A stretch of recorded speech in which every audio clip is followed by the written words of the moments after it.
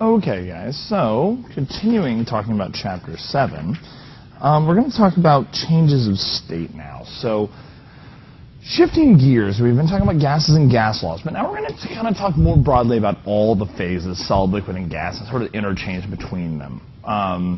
We needed to know about gases so we can talk about certain aspects of it, and we also are going to focus on gases a little bit.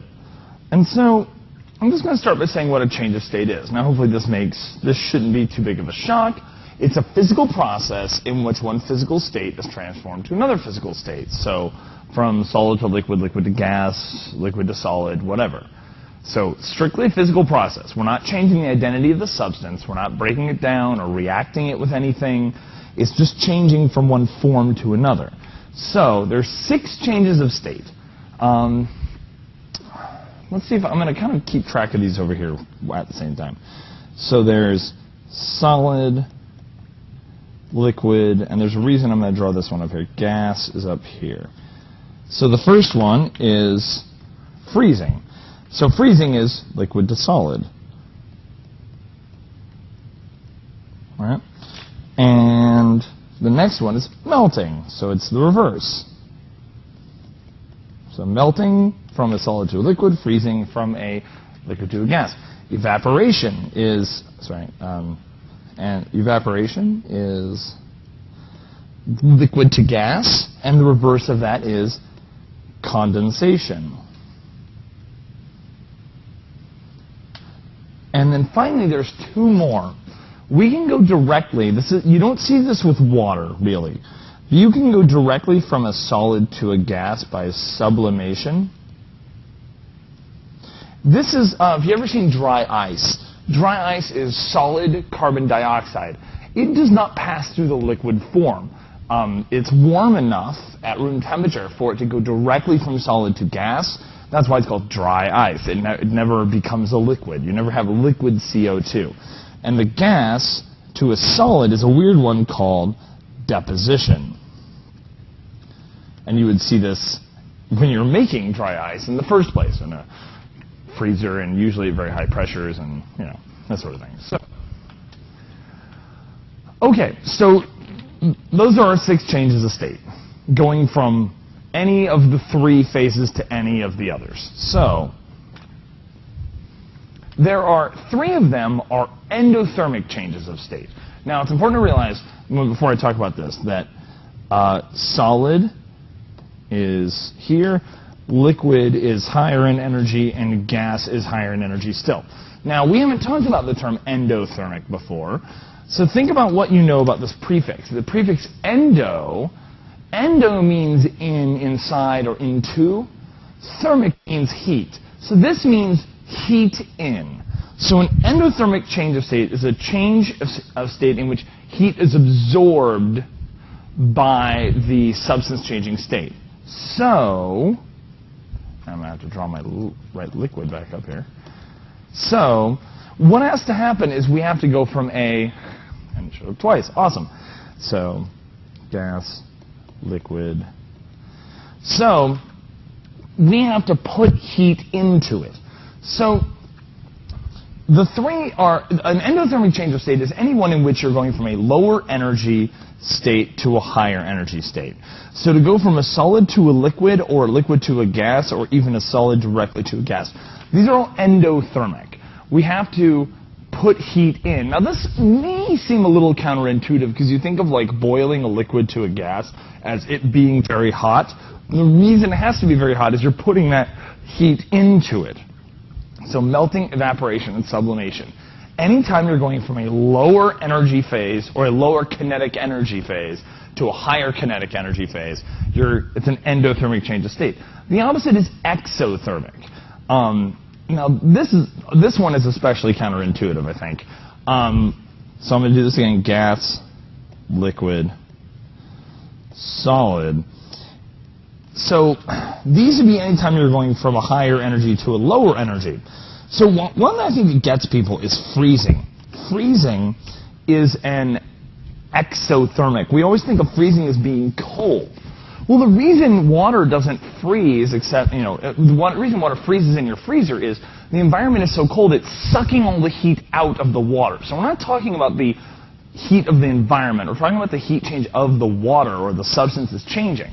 So liquid to solid, you have to take heat out to make it freeze. So gas to liquid to make something condense is exothermic. And yeah, and heat is released. In fact, and so this is actually responsible, like, for example, the fact that evaporation is endothermic. This is why sweat cools us. As water evaporates off of our skin, heat is then needs to be provided for that, and it's taken from our bodies, and so it cools us down. Okay. I'm going to talk specifically about evaporation.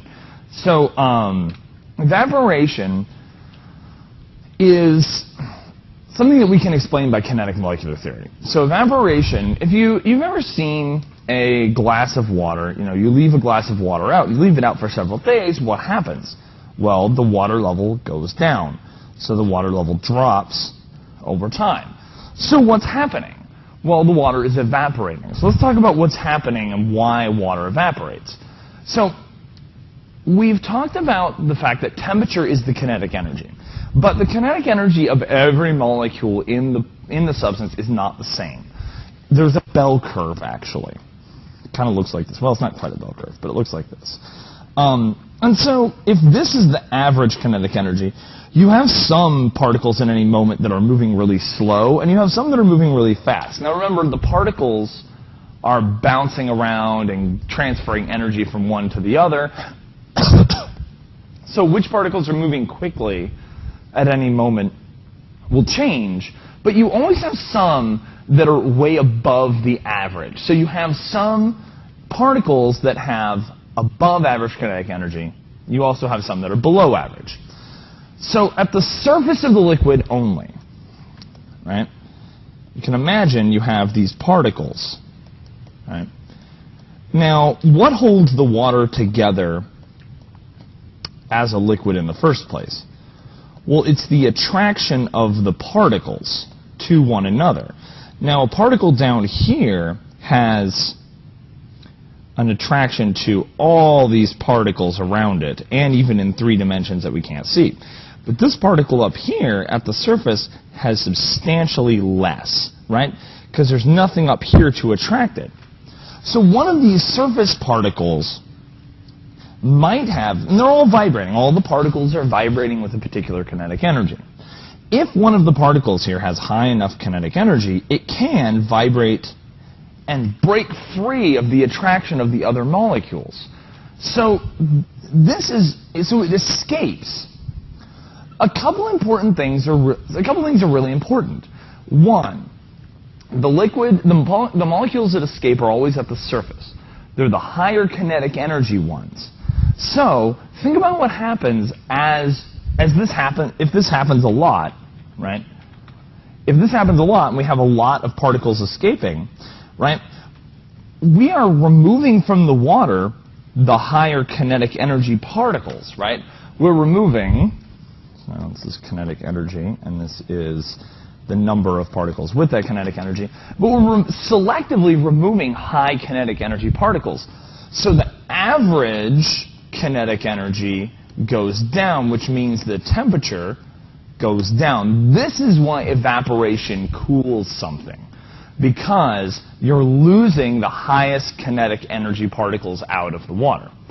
Okay, so a couple factors affect evaporation. So one is surface area. If you have 2 liquids, right, and one is in like this little like flute, and one is in a bowl, which one is going to evaporate faster? Hopefully you said it's this one, because there's more surface area, right? So there's more particles that have the opportunity to escape. So the probability that high kinetic energy particles are at the surface is higher. The other thing that affects evaporation rate is temperature. So how do you think temperature would affect evaporation? If I want the rate of evaporation to go up, what would I need to do to the temperature? Hopefully you said you'd increase it, because that increases the number of particles with high kinetic energy, and so you then have more particles that can get away from the surface of the liquid. So higher temperature and greater surface area both cause a greater rate of evaporation. And as I said before, evaporation cools the liquid. So that sort of sets the stage for my next topic. But I'm going to end this video here, and then I'll talk about vapor pressure next.